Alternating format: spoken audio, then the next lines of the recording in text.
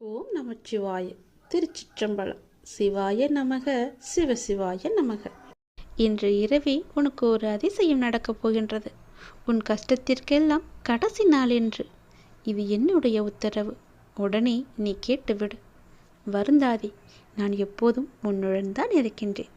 நான் ஏற்கனவே கூறியது போல உனக்கான நல்ல காலம் ஆரம்பிக்கப் போகிறது.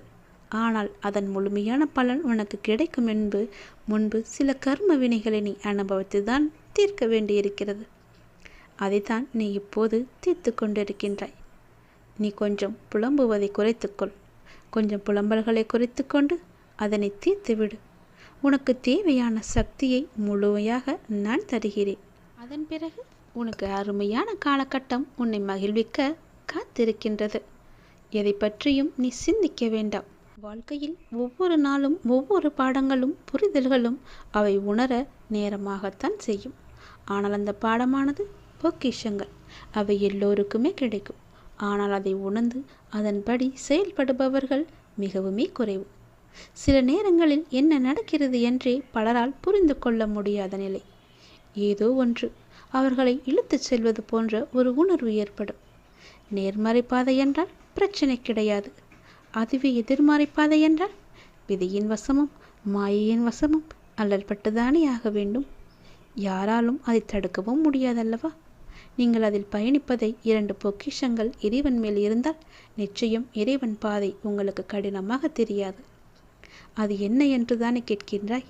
அதுதான் நம்பிக்கையும் பொறுமையும். அது உன்னிடம் இருந்தால் நீ எதற்குமே கவலைப்பட வேண்டிய அவசியம் இருக்காது. நீ சிறிதும் கவலைப்படாமல் இரு. எந்த ஆபத்திலிருந்தும் முழுமையாக நீ காப்பாற்றப்படுவாய் என்பதில் உனக்கு எந்தவித சந்தேகமும் வேண்டாம். நான் உன்னுடன் எப்போதுமே நீக்கமர நிறைந்திருக்கின்றேன். இதோ நான் உன்னுடைய வேண்டுதல்களை நிறைவேற்றப் போகின்றேன். நான் மிகவும் மேலே என்று சொல்கின்றாயே. நீ பணம் என்ற சொல் விலையுள்ள காகிதம். உன்னிடம் குறைவாக இருக்கலாம். ஆனால் நல்ல மனம் என்ற பெரிய செல்வம் என் குழந்தையிடம் இருக்கிறதே, மிகவும் அதிகமாக இருக்கிறதே. அதை உன்னுள் நீ உணர்வதை காட்டிலும் உன் அப்பா நான் அறிவேன்.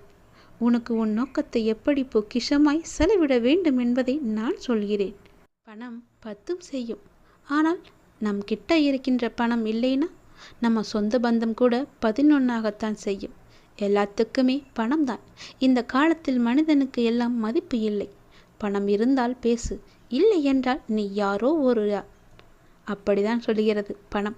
பணத்துக்கு கொடுக்கின்ற முக்கியத்துவம் மனிதனுக்கு கால்வாசி கூட இந்த ஜென்மத்தில் கிடையாது, இந்த கலியுகத்தில் கிடையாது. ஆனால் நீயோ பணத்திற்கு முக்கியத்துவம் கொடுப்பதில்லை. மனத்திற்கும் அன்புக்குத்தான் முக்கியத்துவம் கொடுப்பாய். நல்லது நடக்கும் உனக்கு. பணம் எனக்கு ஒரு பொருட்டாக தெரியவில்லை. என் அப்பா என் கூட இருந்தால் போதும் என்ற நம்பிக்கையே உனக்கு பல மடங்கு சக்தியை தரும்.